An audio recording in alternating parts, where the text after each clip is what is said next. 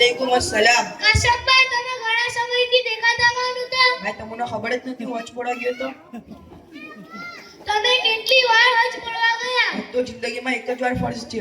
તમારે આછમ ને હાજી કાસમ કેવું? હું તો દિવસમાં 5 વાર નમાઝ પડવા જાય તો તમને ઉમને આજથી નમાઝી ઉમેરભાઈ કહેવાનું. યાર ઈ તો મેં પહેલી વાર જ સાંભળ્યું. જેમ હજ બી ફરજ છે એમ નમાઝ બી ફરજ છે. હઝરત ઇમામ હુસૈને 25 હજ ચાલીને કર્યા હતા પણ એમના નામના આગળ હાજી ઇમામ હુસૈન તો નથી. ઠીક છે ભાઈ ચાલો. અસ્સલામુ અલૈકુમ. વાલેકુમ અસલામ. માશાઅલ્લાહ સારું છે. હા સારું છે. સફર કેમ રહ્યો? માશાઅલ્લાહ બહુ ખૂબ. તમારા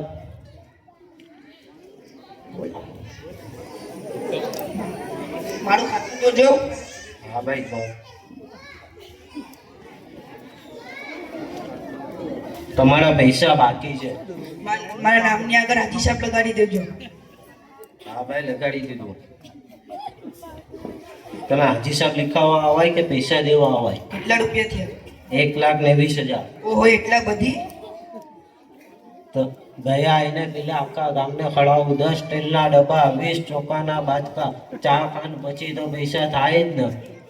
ઠીક છે ભાઈ જે પૈસા આવતા હશે એમ આપતો જાશ. હા હાજી સાહેબ હજ પડવા પેલે આ બધી પૈસા દઈને જ આવાય. ઠીક છે ભાઈ. અસ્સલામુ અલૈકુમ. વાલેકુમ અસલામ. માશાઅલ્લાહ સારું છે. હા ભાઈ ઠીક છે. તમારા ગયા વર્ષના પૈસા બાકી છે. ભાઈ હું માલ લેવા આવું એટલા બાકી છે. 20,000. અમારા છોકરાની કત્તાવી છે તે સગાવાલોને બી કરાવવું પડશે ને. ભાઈ ગયા વર્ષ તો છોકરાની સંતુ હતી પહેલેના પૈસા તો હજી બાકી છે તો આ વર્ષ બી છોકરો આવી ગયો. આ વર્ષ બીજો છોકરો ગયો તે એની બી કત્તાવી કરવાની છે. ભાઈ સંતુમાં કઈ ખડાવવું જરૂરી છે? હા ભાઈ ઈ વાત છે. હા હવે બોલો કામ લેવું? 10 ચોખાના બાચકા. 10 ચોખાના બાજકા. 2 તેલના ડબ્બા. 2 તેલના ડબ્બા.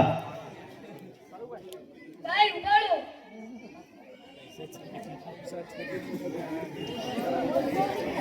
ભાઈ ઉગાડો મારી ઘરવાળીનો ફોન આવે. બોલો. હેલો કામ છે. હું દુકાને છું. જે અવાજ દે પૂરી જર્સી બોલ. હજી 50 રેડી ગાઉં. હા હજી 5 ચાલી ના ઇન્કમ ની. હા હવે બોલ કામ લેવું. ભાઈ લોકો મારી ઘરવાળી બોલે. બોલો. 2 કિલો દેશી ઘી. 2 કિલો દેશી ઘી. લખલાવું 5 કિલો રવો. 5 કિલો રવો. આજે જોશી બોલ કે સમલોત નહીં બોલ.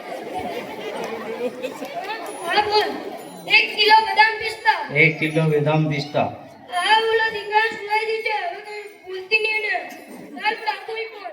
ભાઈ આ તો ઉધાર લેવું ને મોજમાં રહેવું. ભાઈ અમારે બી વેપારીને પૈસા દેવાના હોય. અમને વેપારી બાકીમાં માલ નહીં દેતા. ભાઈ વધીના ગામમાં ઘણી દુકાનો છે. ભાઈ જોયું ને આ ઉધાર દેવાની સજા. લેવું હોય તો બકરી જેવા બની જાય, દેવા ટાઈમ પર સાવજ જેવા થઈ જાય. હવે હું આગલા પૈસા બી તું તમારી થાળી કરી લેજો. એટલે ભાઈ પેલે લોકો કરો. હવે લોકોના અંદર શ્રી ખુદાનો ખોફ નીકળી ગયો છે. મળવા પછી એક એક પૈસાનો હિસાબ દેવો પડશે.